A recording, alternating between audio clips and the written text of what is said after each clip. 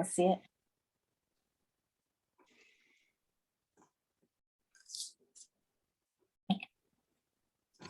Hi, and welcome to the Addicts Anonymous podcast. I'm your host, Jamar. Today is episode 68, and we're going to be interviewing Amy M. How are you doing today, Amy? I'm fantastic. How about you? I'm doing well. Looking forward to our interview. How you excited? I am excited. Absolutely. Love to All help right, other good. people. Good. Let's dive in here. Tell me about growing up. Growing up, I was a the baby of 4 kids, so I was not expected, actually. And my mom always told me I was the best unexpected present she could ever get. But nevertheless, that was good. I had a good childhood because I didn't know any different, but my mom was sick my entire childhood, from the time I was born until the time she died, which was 18 years. So all I'd ever known was having a sick mom. But when she died, I knew that I didn't accept her death because at 18, back in 1990s, we didn't talk about that kind of stuff.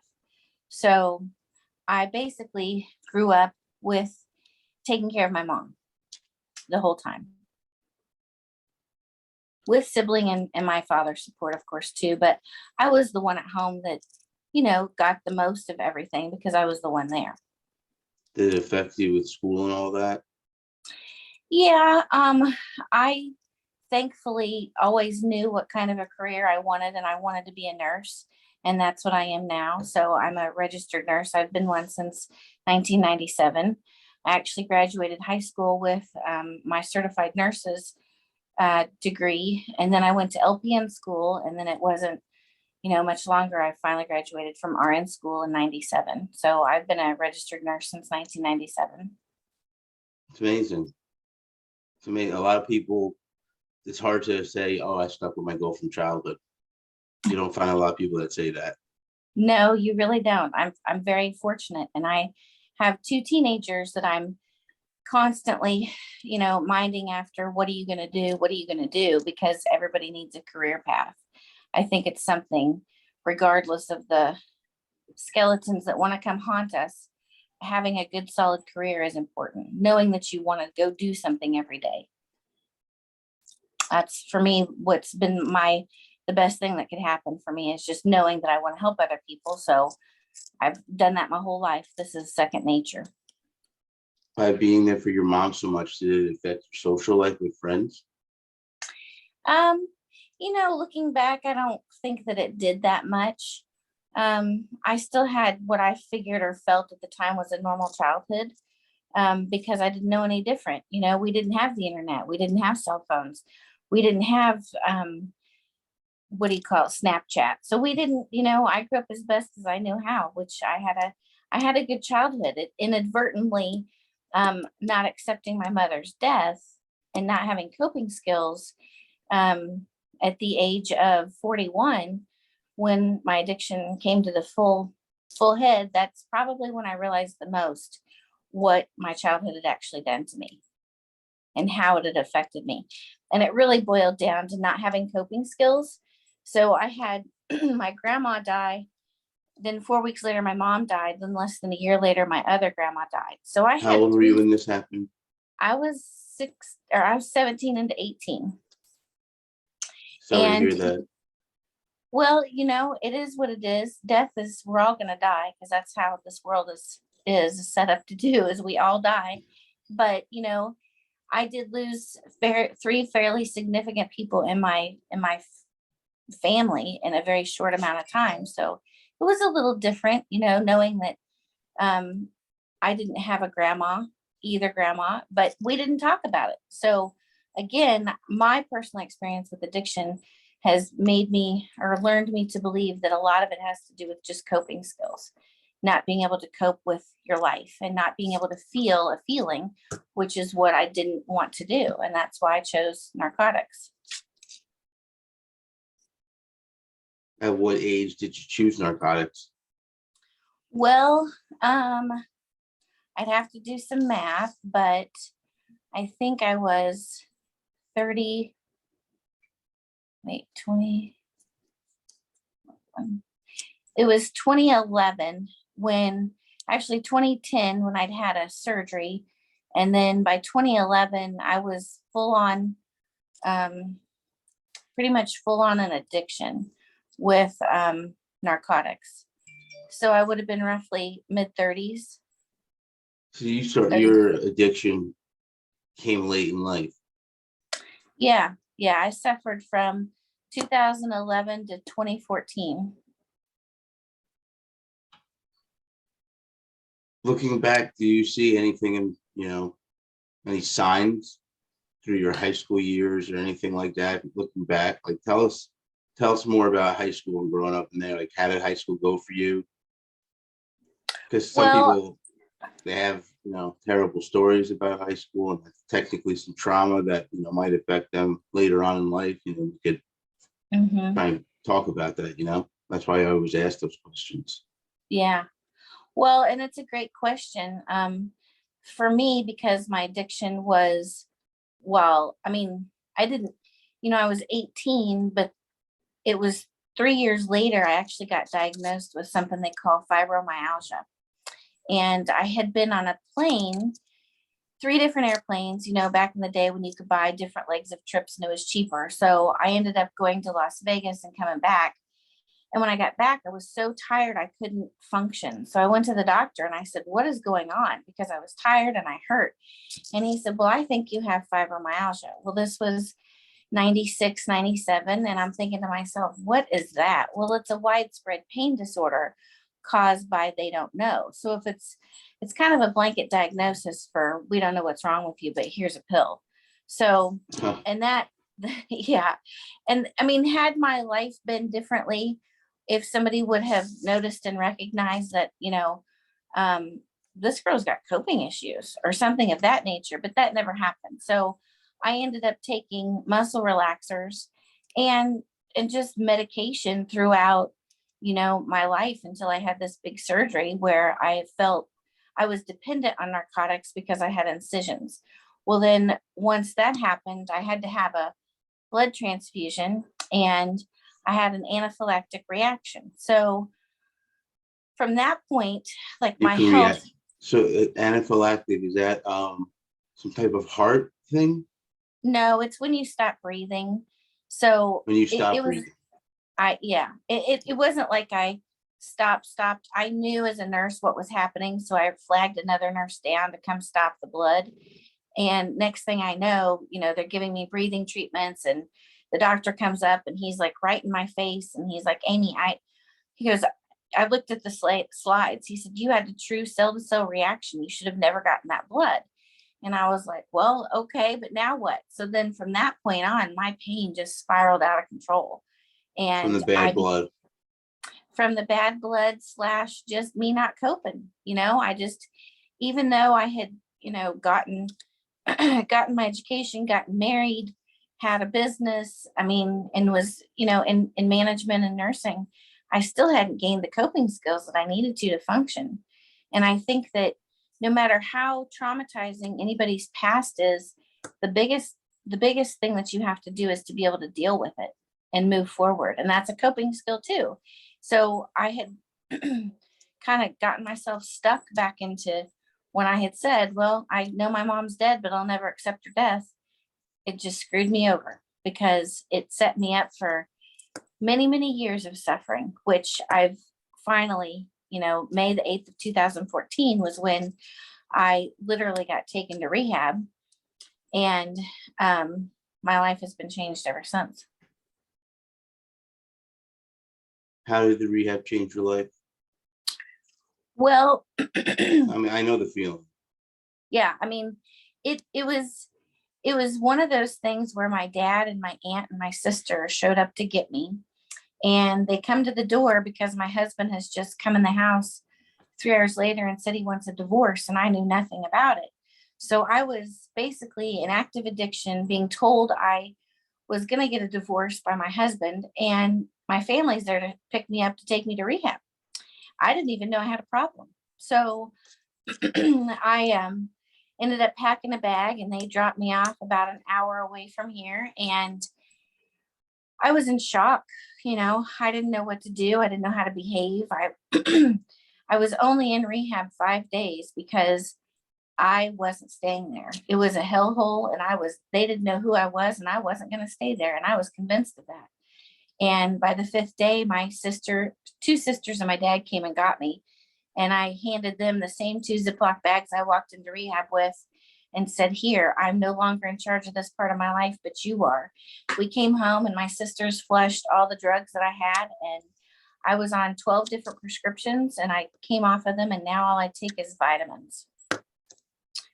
What were the 12 different prescriptions for? I know you don't have to name them one by one, but is it for anxiety? What's it for? I got trapped in that, the physician that I got everything from was a neighbor, but I mean, that's not here nor there. Every time I went in, one symptom got another pill. So, I was on medication for migraines. Well, when I got a migraine, I got nauseated. Okay, let's give you a pill for that too. I was basically polypharmacy. And the very day that I went to rehab, I'd had lunch with my doctor, and I'd also had acupuncture, and I'd had a massage therapy because I had all this physical pain, but I didn't know why. So rehab made me realize that I turned emotional pain into physical, therefore becoming reliant on some pain medicine. And I knew when I took the pain medicine, I couldn't get off of it, but I knew I couldn't live without it because I had all this pain. And it took that, initial 48 hours really for my whole body to go through withdrawals, where I finally figured out, wow, this is okay. So I literally, on the Sunday that I was in the rehab, I laid my jacket on the ground and I said, God, either take me with you or make me better, because I'm not going to do this. And he made me better. So here I am. So what were some of the specific things you did in rehab? I mean, because like my rehab was same thing. I'm correct with them, saved my life. I only stayed 7 days like you. I didn't stay the whole thing. Mine was because COVID had just broken out. And I said to myself, I don't know if they're going to quarantine this place, and I don't want to be stuck here for like months. That's what I said. So I was like, I'm going to chance it. They all said, and I understood where they were coming from, saying statistically speaking, you're like 75% doomed. Right. But I've made it so far. Well, they told me that I was probably not going to be successful because my family wanted me to stay the 30 days. And I called my sisters and I said, did you want me to stay the 30 days? Because I'm not going to. Like, I'm done. And they were like, no, you don't have to. And so I did do some intense outpatient therapy where I went to family group. But the thing that sets me, or that gives me the most probably amount of what I got from rehab was we have this room that we all had to sit in, and that's where our classes were. Well, I I looked around at people after they were telling me these crazy stories of the things that have been happening to them. And they're from places like Kansas City, St. Louis. And I'm in a smaller town in the middle of the United States, in the middle of Missouri. And I'm thinking, wow, these people are having all these experiences. This could be me too. This is not you. This is not where you're going. This is not how you're meant to live your life. You need to get it together. And at the same time, I'm writing down the 12, is it the 12? I want to say 12 commandments, but that's not it. It's the 12 steps. And so I'm writing each one of those down in my notebook, and I'm thinking about all of them. And I'm just like, this is not where I need to be. Like, I didn't know I had a problem. You tell me I have a problem, I'm done. Like, let's figure this out. And so me and my counselor afterwards, that took a minute too, because I'd go to him and we'd have these hour-long sessions and I'd just be sitting there babbling about nothing. And then finally one day it's like, oh my God, it just came out. My mother's death basically just stuck me. I didn't know any different. And I would go to family group there at this place here in town, and we would sit there and talk to the families, and it was absolutely fascinating to me because I heard real true coping skills on how to live your life from other people. And that's the family group is honestly what saved my life more than anything, I think, because it was really, I mean, it wasn't like it was bonding. It was just relating that I wasn't alone. So I was fired from my job as a registered nurse because they thought I was calling in narcotics for myself. I wasn't. It was for a coworker, but they fired me. And so that has to stay on my nursing license for the rest of my life. So I have to explain each and every time I apply for a job what it is I've got going on with, this 2011 6 months of probation. Everybody wants to know why. And so when I got fired, I felt really alone and really insecure. And I thought I was the only one that this had happened to. And I found out since then, where I got fired from, they still don't necessarily have a great policy about it. And it's a healthcare institution with a mental illness facility on the north or on the west end of it. So it's kind of upsetting because I think people back in even 2014 didn't want to recognize how much addiction was an issue. Well, addiction was the number one killer before COVID came along. And now because of the social isolation and the things that people are having to go through, I've heard that, it's just skyrocketing. So I don't know if that's technically really the case, or we listen to everything we hear on the news, but it's a medical issue that people don't really realize how severe it is. Yeah, absolutely. I've done a ton of research and stuff like that. And there's a lot of questioning about whether or not it's a disease. The thing is, there are some things on both sides that I agree with and I don't agree with. And but I do believe it's something. Our brains are different because it's not a coincidence that there's millions of us who share the same symptoms. Obviously, there's something causing those symptoms. Most likely what causes symptoms like that is a disease or a disorder. That in my mind, I could be wrong. That's like the way I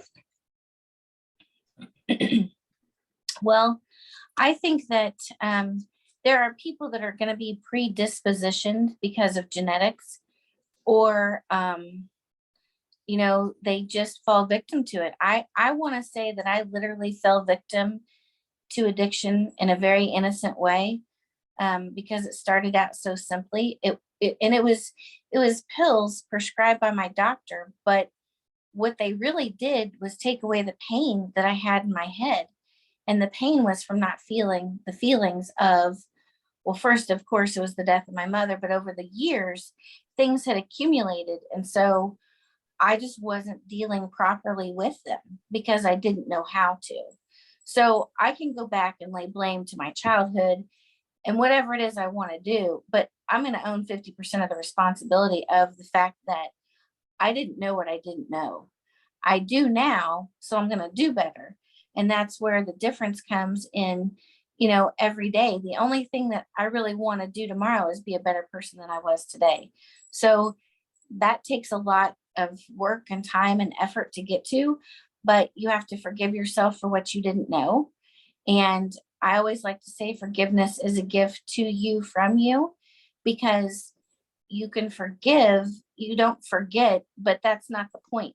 The point is to move past the lesson and learn what you have to move forward in life, rather than staying stuck in the same repetitive, addictions of something. I believe we all have addictions of something. I mean, it's just the way we're built. It's the way we're programmed. There's no way to help it. And the biggest, the brain is the biggest organ in the body, yet we know the least about it. You go in for a heart attack, they got you.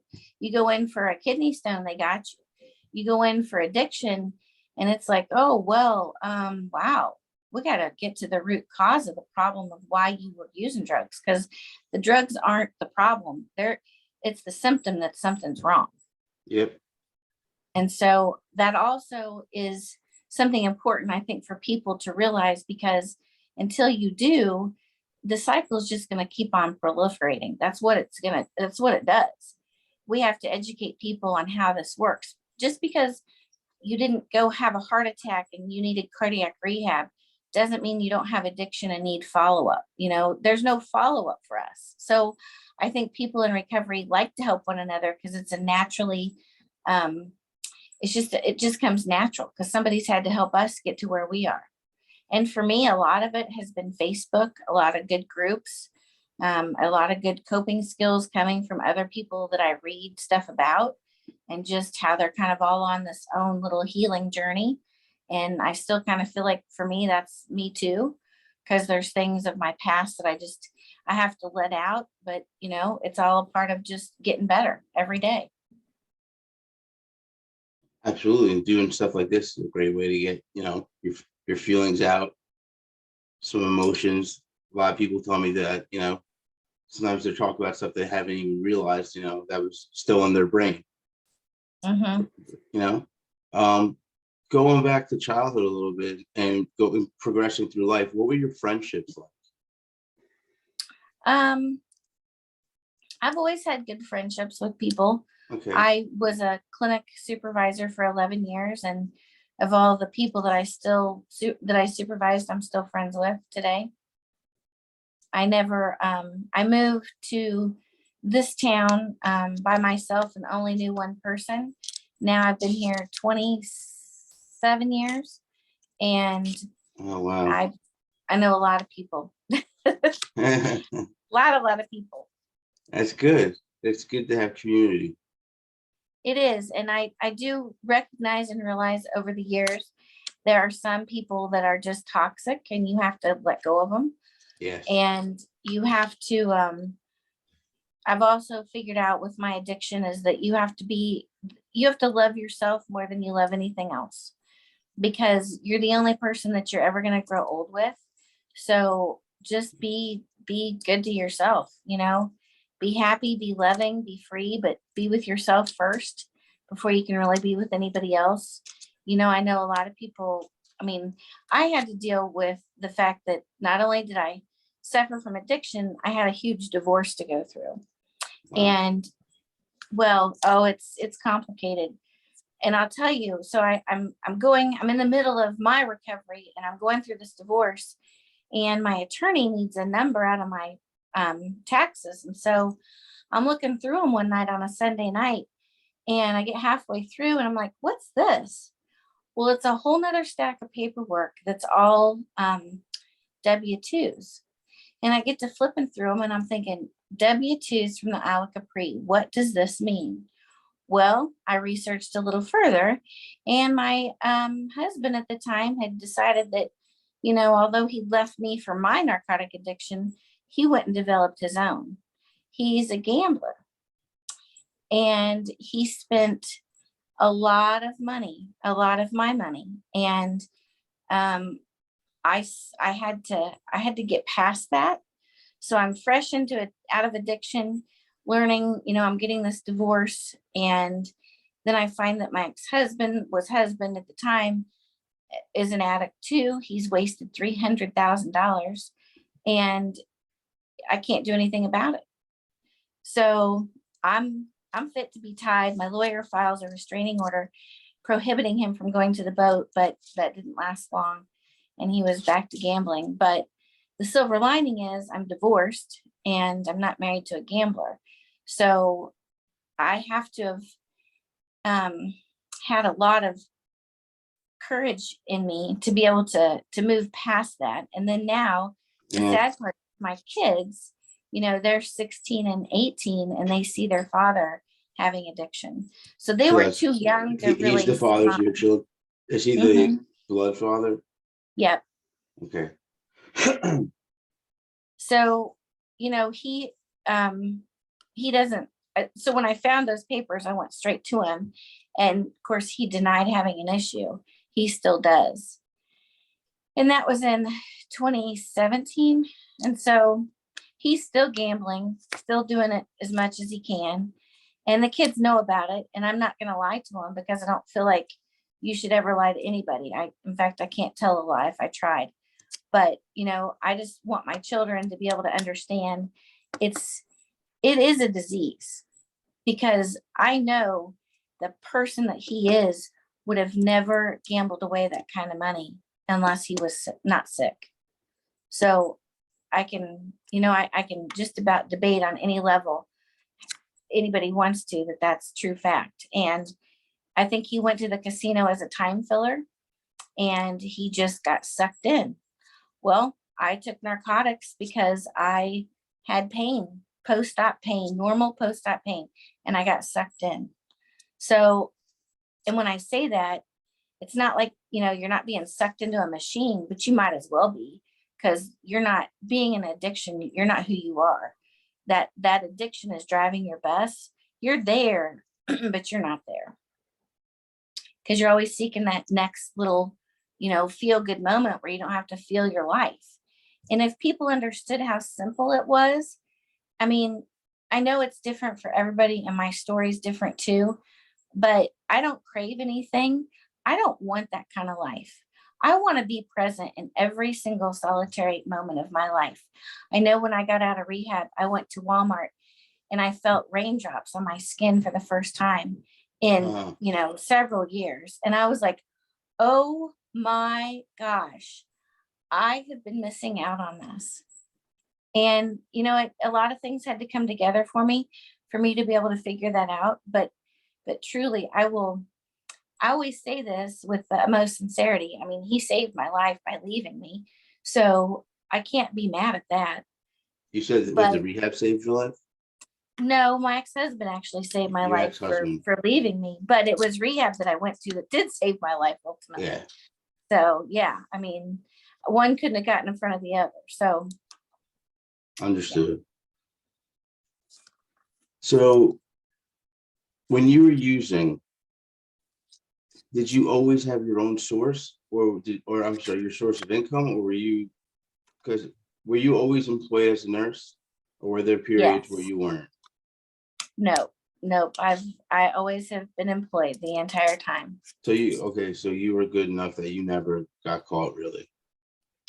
I mean, I did, because they fired me for calling in a prescription. They thought it was for me. And it wasn't, but they didn't know that. And so technically, yeah, I mean, that was my getting caught, if you will, moment. It was very scary. And like I said, I wish that I wouldn't have felt like I was so alone when that happened. Yeah. So what do you talk about, or what can I ask you as far as advice? Do you have any advice for people that might be listening, might be watching? Yeah, I think that the biggest thing that you can do, so, I've lived both sides. I've been an addict. Now I'm family of an addict. And I think that, back when I was going through rehab, they kept saying, for the people that were the family, just take care of you. Just take care of you. The addict's going to do whatever the addict wants to do. And I still believe that to a degree, but I also believe never underestimate the power of planting a seed and be truthful. If you are in active addiction, people know it. If you're not, they know it too, because, we can sense those things most of the time. But don't lie to yourself. Don't lie to other people. Love yourself more.